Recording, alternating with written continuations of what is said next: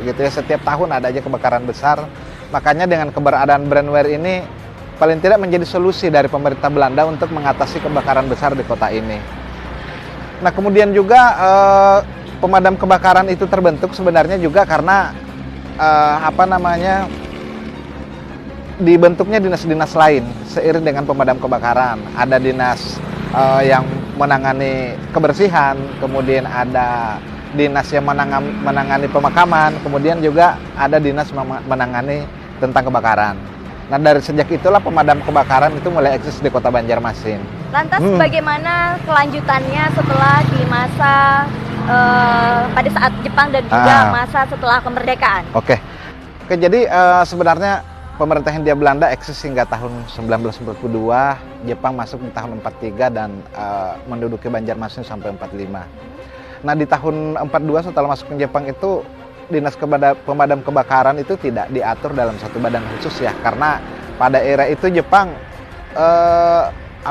motivasi kemudian aktivitas-aktivitas dari pemerintah di era itu hanya kepada memikirkan tentang perang ya, perang Asia Timur Raya yang kebetulan melanda pada era itu, dan mulai eksis kembali sebenarnya setelah tahun 50-an, 57 sampai 60.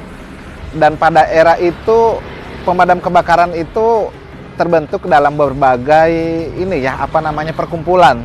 Ada yang pribumi dan non pribumi waktu itu. Nah, karena nuansa-nuansa etnik masih terlihat, waktu itu ada yang non pri itu tergabung di dalam Hipindo.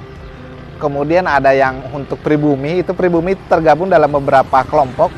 Ada BPK, ada Damkar, ada yang masih tetap memakai nama Brandweer dan sebagainya.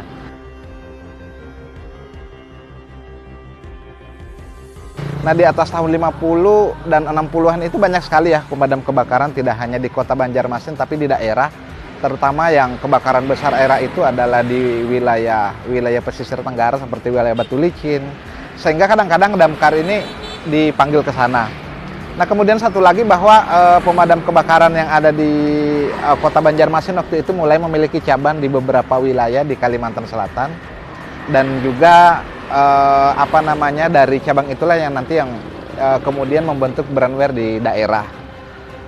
Nah, satu lagi bahwa alat yang dipakai untuk pemadam kebakaran itu memang berubah-ubah sejak masa Belanda sampai sekarang. Mulai dari yang sederhana sampai sekarang yang sudah modern ya. Nah, kalau yang sederhana